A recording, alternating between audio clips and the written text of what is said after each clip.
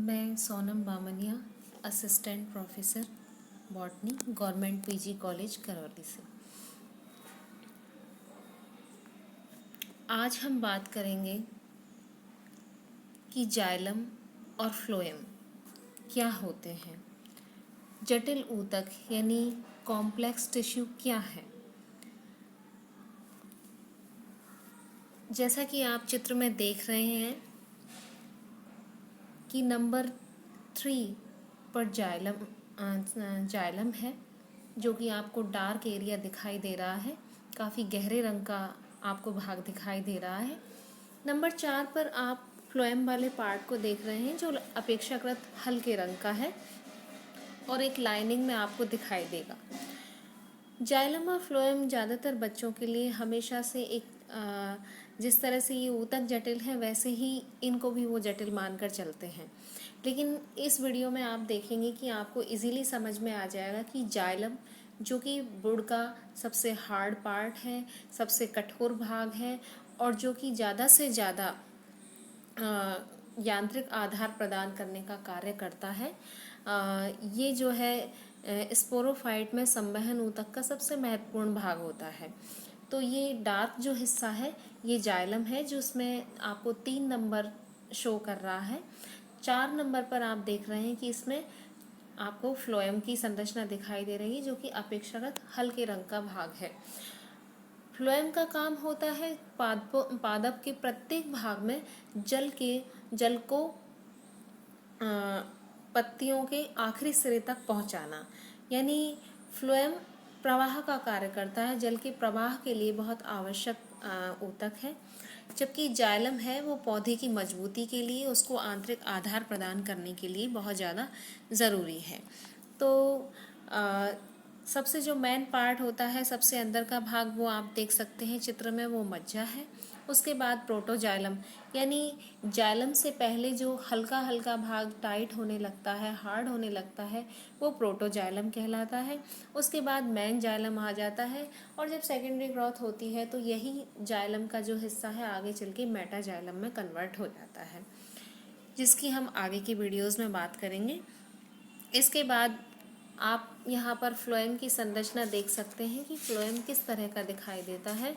Phloem की संरचना में कौन कौन से मुख्य भाग होते हैं आपको इसमें दिखाई दे रहा होगा कि एक सीप प्लेट है और उस पर सीप ट्यूब पाई जाती है। सीप ट्यूब को हम चालनी तत्व या चालनी नलिका के नाम से भी जानते हैं। सीप ट्यूब के नीचे आपको कंपेनियन सेल दिखाई देगी, जिसको सखी कोशिका या सहकोशिका नाम भी दिया जाता है।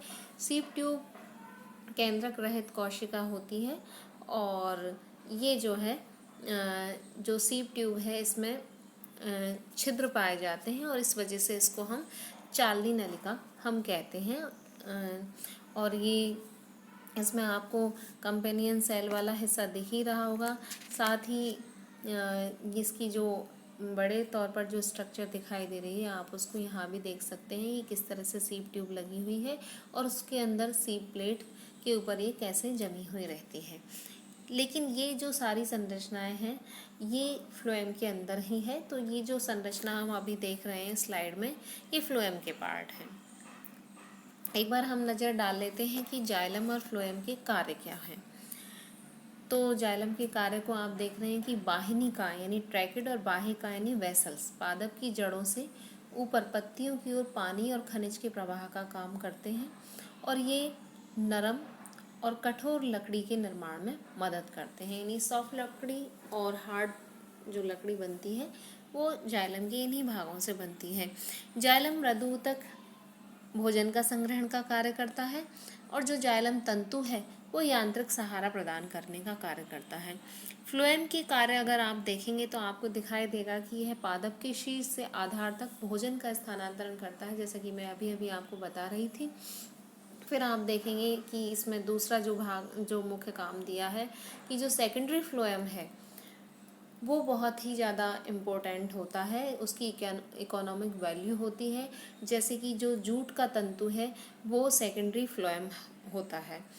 तीसरा है कि जो फ्लोएम के जो मृदुतक होते हैं, फ्लोएम पेरेन्काइमा जो पार्ट है वो रेजिन, लेटेक्स और म्यूसिलेज आदि पदार्थों का स्टोर करता है। चौथे नंबर पे इसमें जो इसका इम्पोर्टेंट काम बताया है वो है कि जो फ्लोएम का पेरेन्काइमा है भोजन का अरीय संवहन भी करता है।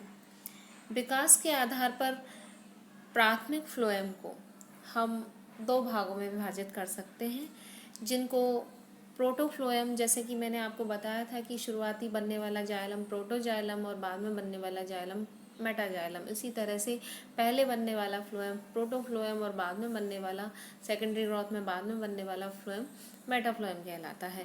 प्रोटोफ्लोएम में एक सक्रिय चालनी नलिका होती है, जबकि मेटाफ्लोएम में बड़ी चालनी नलिका होती है। हम देखते हैं कि जो हमारा फ्लोएम है वो 4 इम्पोर्टेंट चीज़ों का बना हुआ होता है, जैसा कि आपने इस चित्र में देखा था, जिसमें आपको जो भाग दिखाई दे रहे थे वो थे चालनी तत्व, जिसमें सीव ट्यूब या सीव एलिमेंट आ जाता है, यानी कि चालनी नलिका, दूसरा सहकोशिका, उसके बाद आपको एक तरफ इसमें स्टार्टिंग भाग में पेरेन्काइमा भी दिखाई दे रहा होगा, और एक आपको फ्लोएम फाइबर, फ्लोएम का फाइबर, क्योंकि फ्लोएम फाइबर को बनाने का काम भी करता है। तो इस तरह से करके ये 4 भागों का, 4 घटकों का बना हुआ होता है, जिसमें चालनी नलिका, कंपेनियन सेल, फ्लोएम पेरेन्काइमा या फ्लोएम मृदुतक और फ्लोएम तंतु।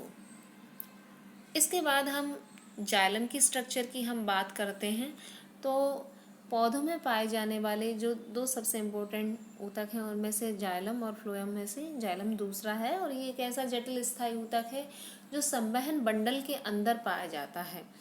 जाइलम जल के संवहन में बहुत महत्वपूर्ण भूमिका अदा करता है और रसारोहण की क्रिया जाइलम के भीतर से होती है। इसकी निर्माण 4 प्रकार की कोशिकाओं से हुआ है, जिनमें पहला वाहिनिकाएं, दूसरा बाह्यकाएं जिनको हम दूसरे टर्म्स में ट्रैकेड वेसल्स भी कहते हैं, तीसरा जाइलम तंतु और चौथा मृदुतक।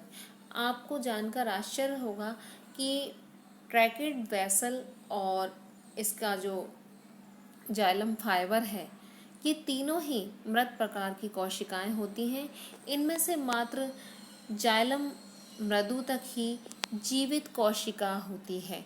जाइलम के तीनों पार्ट ऊपर वाले ट्रैकेड वेसल यानी वाहिनिकाएं, बाह्यकाएं और जाइलम तंतु मृत होते हैं, जबकि जाइलम मृदुतक ही केवल और केवल जीवित तंतु के रूप में या जीवित कोशिका के रूप में होता है। जाइलम के बारे में अगर हम दूसरी जानकारियां देखते हैं तो ये जाइलम क्या है, बीजाणुघृत के संवहन ऊतक का बहुत महत्वपूर्ण भाग होता है, और जाइलम शब्द की उत्पत्ति जाइलोस शब्द से हुई है, जिसका अर्थ होता है लकड़ी। इस शब्द को सबसे पहले नागली नामक साइंटिस्ट ने प्रयोग में लिया था। वो जर्मन बॉटनिस्ट थे और उन्होंने 1858 में इस शब्द को पहली बार काम में लिया था। संवहनी पादपों को जाइलम के आधार पर ही ट्रैकियोफाइटा नाम दिया गया था। ट्रैकियोफाइटा नाम जाइलम में उपस्थित बाह्यकीय यानी ट्रैकियरी एलिमेंट के आधार पर ही ट्रैकेड वेसल की प्रेजेंस के आधार पर दिया गया है। इसे हम कास्ट ऊतक भी कहते हैं, और इसमें जो जाइलम तत्व पहले विकसित होता है उसको प्रोटोजाइलम, जैसा मैं पहले बता चुकी हूँ, और बाद में विकसित होने वाले जाइलम को मेटाजाइलम कहते हैं। जाइलम का हम एक और नाम और देते हैं, जिसको हम कहते हैं हेड्रॉम, और फ्लोएम को एक और नाम दिया जाता है जिसको हम कहते हैं लेप्टॉम। तो ये तो थी जानकारी जाइलम और फ्लोएम के बारे में, बेसिक जानकारी कि जाइलम के भी 4 भाग होते हैं और फ्लोएम के भी 4 भाग होते हैं, और ये जटिल ऊतकों का एक प्रकार है, जटिल ऊतकों की ही श्रेणी में आते हैं और ये बहुत ज़्यादा इम्पोर्टेंट होते हैं।